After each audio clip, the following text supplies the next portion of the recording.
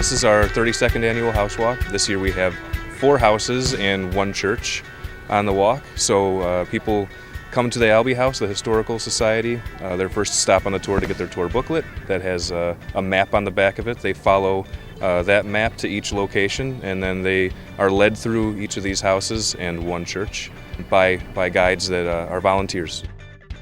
The Kennecke House was built by Frederick Kennecke. It was one of several houses that he built in this neighborhood, and really his first big house.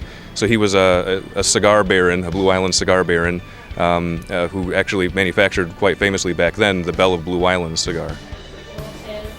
One thing that was really awesome is that he must have been a big water conservationist as well, because they had a giant water tank like the size of a room put in the attic to collect rainwater, and then all of their gutter systems goes to a drainage system that was built under the house and goes to a private pump in the backyard. So everybody buying their water barrels now, we don't need that because we've had it for 125 years for this house, which is really cool to have.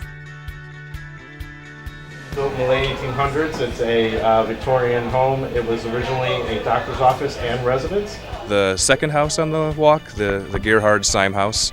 Gerhard Syme was a doctor, so he built a massive Victorian home, which at the time was state-of-the-art, inside and out. Obviously it looks a little bit dated now because it's so old, but when that house was built it was state-of-the-art. So they have the plaque there to designate them as a landmark, and we did that because we want to make sure we celebrate this classic, much-loved Chicago housing type. We have the Frederick Dorman house on as well. So architecturally, obviously, it's a Chicago bungalow-style house, all brick bungalow. I believe it's all face brick, which is kind of a you had to be of some means to be able to afford a house that was all face bricked. The nice thing about this house is that it was built in 1927. We're the 3rd owners, and nothing has been done to disturb this house. The original woodwork is all still here. The bathroom, built in 1927, is 100% original. Everything works, and it's beautiful.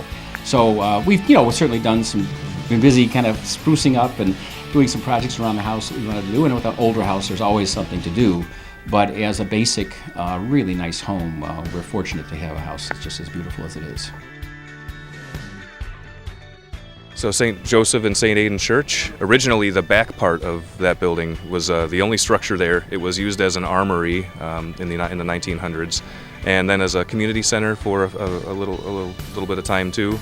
And finally, the congregation of St. Joseph and St. Aidan Church purchased that building, and they built the little chapel on the front of it. And then they kind of renovated the back part of it to suit their purposes. I believe there was even a basketball court in there for a short time too.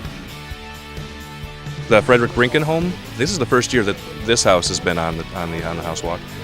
So it's a brown shingle house designed by Blue Island-born architect Robert Seifert, who has obviously many houses in Blue Island that he designed, and on the North Shore and around the Midwest. This is actually a relatively new discovery that Seifert designed this house. Ken Jellema, kind of Blue Island architectural super sleuth, finally confirmed that within the last couple of years, and we're actually in the process of turning that home into a local landmark with the current homeowner too.